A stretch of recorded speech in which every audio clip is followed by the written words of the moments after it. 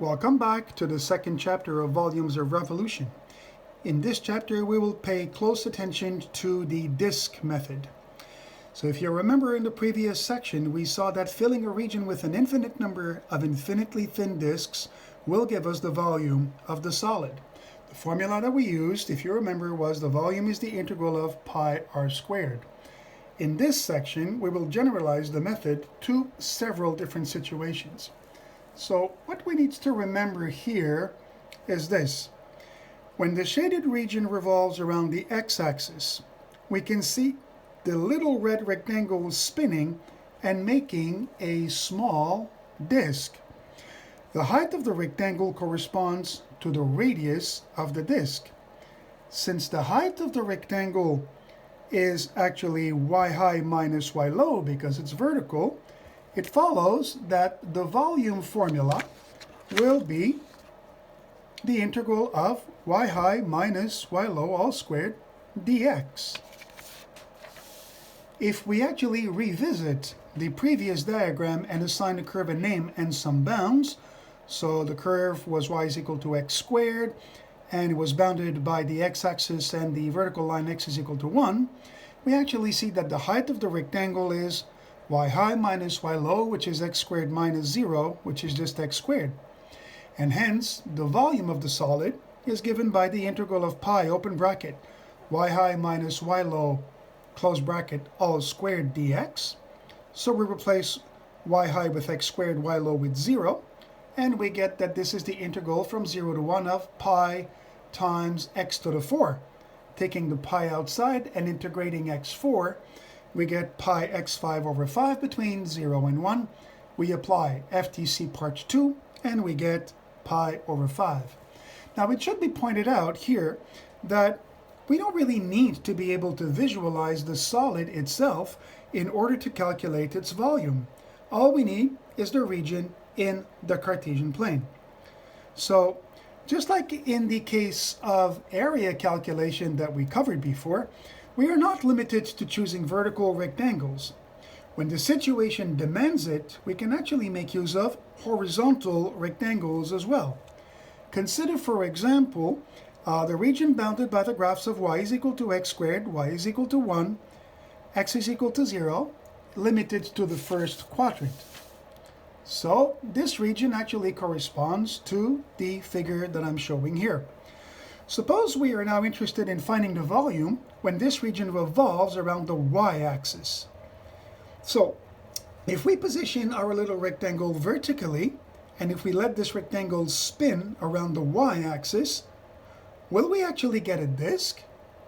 Well, here's the picture of the little red rectangle spinning around the y-axis. That doesn't really look like a disk. I mean, in fact, it actually looks more like maybe like an empty shell. And that structure, that shell, will be the object of our third chapter on volume cylindrical shells to come later.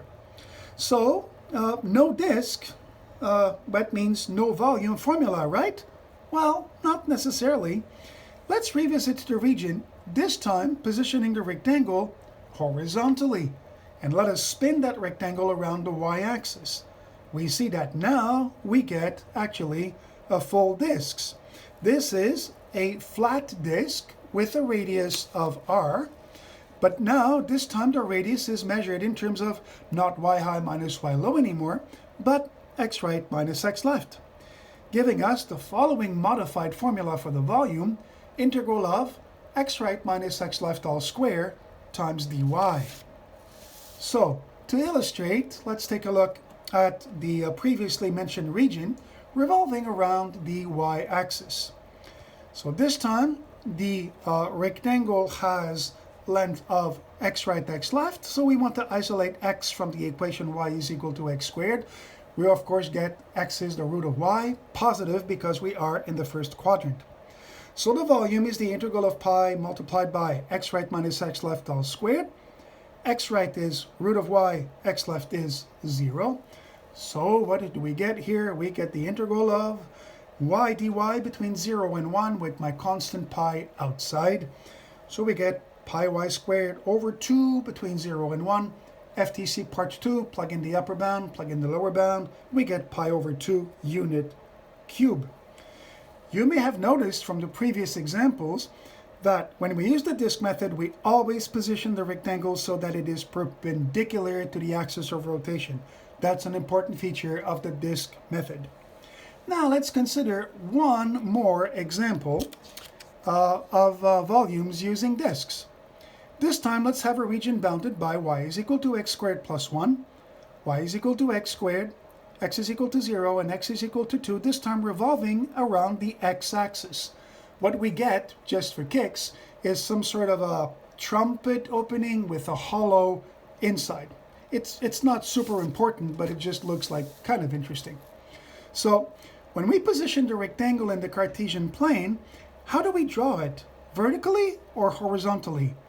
The answer is vertical because we need it to be perpendicular to the axis of rotation, which in that case is the x-axis. So we must position the rectangle vertically between the upper parabola and the lower parabola.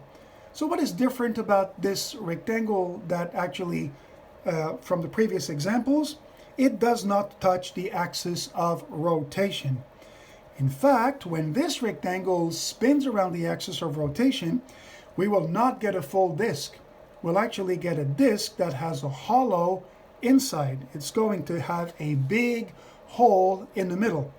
So that means that we can't really use pi r squared delta x because it's not really a circle, it's a circle with a hole in the middle. So what are we going to do? Well, we're going to use the following approach. We will extend the little rectangle all the way down to the axis of rotation. We will rotate this new longer rectangle, and then we will subtract the extra part we added. Now what does that mean? Let me show you in a picture. So we have here the little rectangle standing upright. We're going to extend it all the way down to the x-axis, creating a longer big R rectangle, and that little extended dotted part we're going to call little r. So when the long rectangle big R revolves around the x-axis, it does make a full disk, as does the small dotted rectangle little r. So when the volume of the short little r is going to be subtracted from the volume of the long big R, what is left is the volume generated by the revolution of the original rectangle. We can see that the big disk minus the little disk will give us the hollow disk with the hole in the middle. So we got a pretty easy formula for that, don't we? The volume of the first one is the integral of pi big R squared dx, and the volume of the second one is the integral of pi little r squared dx. So subtracting one from the other actually gives us this formula here where we can actually combine the two integrals. So it's the integral of pi big R squared minus r squared dx. So we shall apply this formula every time a little rectangle in the planar region does not touch the axis of rotation. Very swell. So let's finish the problem here. So we wanted to find the volume of the solid generated when the region was spinning around the x-axis.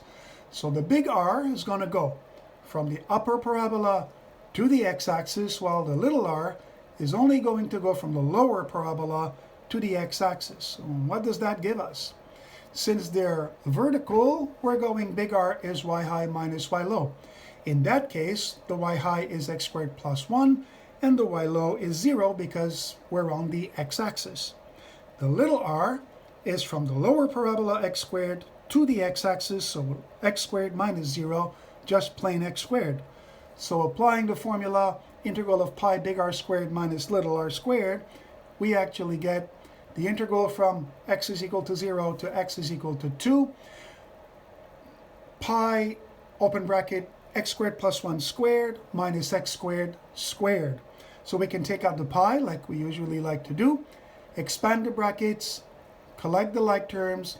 We end up with a fairly easy integral.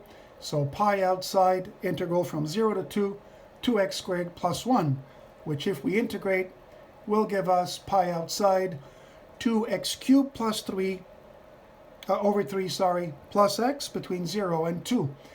FTC part 2, plug in the upper bound, plug in the lower bound, and the calculation gives us 22 pi over 3. Let's do one more example. This time let's find the volume of the solid bounded by y is equal to x squared, x is equal to 1, the x-axis, and the whole thing revolves around the y-axis. So first, let us sketch the region that is actually involved here. So, upwards parabola, first quadrant, x squared, bounded to the right by x is equal to 1. Now, we see that the rectangle across the region has to be, first of all, horizontal because we want to be perpendicular to the axis of rotation. But doing so, it will not touch the axis of rotation, so we have to extend it. So we're going to have the long r. It's going to be horizontal. It's going to go from x is equal to 1 to the y-axis, when the little r is going to be the extended part from the parabola to the y-axis. So, since my rectangles are both horizontal, we got to go x right minus x left. So for big R, we go from 1 to 0. For little r, we go from root of y to 0, giving us, according to the now formula that we know well, the integral of pi big R squared minus little r squared, dy, because we are horizontal, that will have to be 1 squared minus the root of x all squared dy. You take your pi out and you integrate with respect to y. You're going to get the integral of 1 minus y, which is, of course, y minus y squared over 2, between 0 and 1 with my pi outside. Doing the FTC part 2 gives pi over 2 cubic units. All good. Let's summarize. What do we got here? When finding the volume of revolution using the disk method, we want to make sure to always position the rectangle perpendicular to the axis of rotation. In the very first case, when the rectangle connects, that means when it touches the axis of rotation, then the volume is the integral of pi y high minus y low all squared dx if the rectangle is vertical. It's going to be the integral of pi x right minus x left all squared dy if the rectangle is horizontal. In case 2, if the rectangle does not connect with the axis of rotation, then we extend the rectangle all the way down to the axis of rotation. We call the new rectangle big R and the small rectangle little r. Then what is it that we have? We have that big R is the integral of pi big R squared minus little r squared, and it's a dx or a dy, which actually depends on how you position your rectangle. If the rectangle is vertical, both big R and little r are y high minus y low, and if the rectangle is horizontal, there are both x right minus x left. And this concludes the second section of Volumes of Revolution. I'll see you in the third section, Shells. See you soon.